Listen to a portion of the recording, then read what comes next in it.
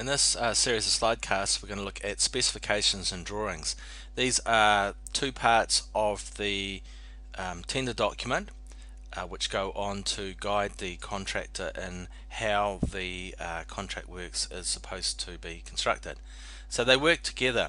The specifications provides a detailed description of the standards of the materials and workmanship. There are a lot of writing describing what's going on. The drawings show a graphical representation.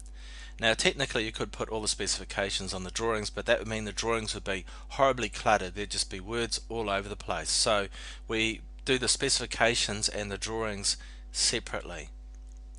Okay. The drawings detail what work has to be done, and the specification details the quality that needs to be achieved. So what type of materials need to be used, what standards those materials need to meet, and so on. And as I said, they work together to define the contract works, and the way it normally works is you prepare them together. So let's look at how it all works.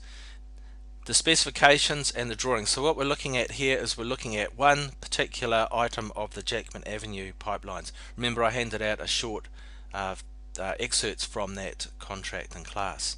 So we're looking at how do we lay these pipelines. So we're looking at two pipelines side by side.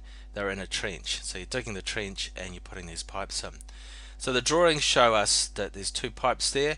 It shows us excavated material to be used to surround it, and it tells us a little bit about how it's supposed to be made. It tells us the distance between the pipes. It tells us how much bedding needs to be underneath the invert of the pipes, how much above it, and the width of the trench.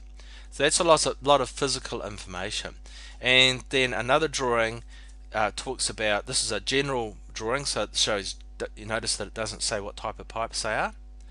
And this drawing here goes into a little bit more detail. So for the detail D, where you've got a 450 pipe and a 560 together, the distance from the center line to the edge of the trench is this. The minimum distance between them is 804, and the distance from the center to the edge of the trench is that. If you add those all together, you know how wide that trench needs to be as a minimum. Okay, you can dig it wider, but you can't dig it thinner, and the width will depend on what size bucket you've got. And likewise, there's another example here of the type E, where there's a 355 and a 450. So that's all good. We know the physical layout of it all, but what about these materials? What about these pipes? What sort of polyethylene pipes?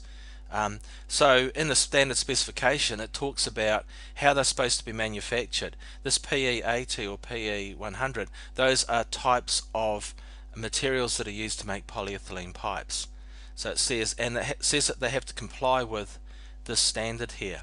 That standard has very specific details about the chemical composition of these compounds. So here we just know it's a polyethylene pipe. Here we know what the chemical composition of the material needs to be.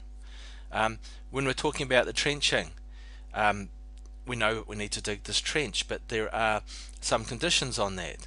We can't open up the whole trench all in one go.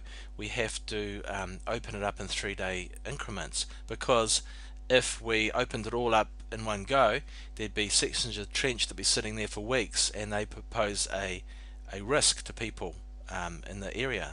You know, kids can fall into them, for example. The bedding, we're talking about this stuff that's holding the pipes up. It's talking about, at present we know that there's supposed to be some selected excavated material, but how do we lay it? Well, we lay it in 200 mils layers. It shouldn't have any sharp objects. And then there's another section here about the pipe installation, and then backfilling, the layers of backfilling what is suitable. So this provides the physical layout. It provides us an overview of what's required. The specification gives us much more detail about the materials themselves, about the actual methodology itself.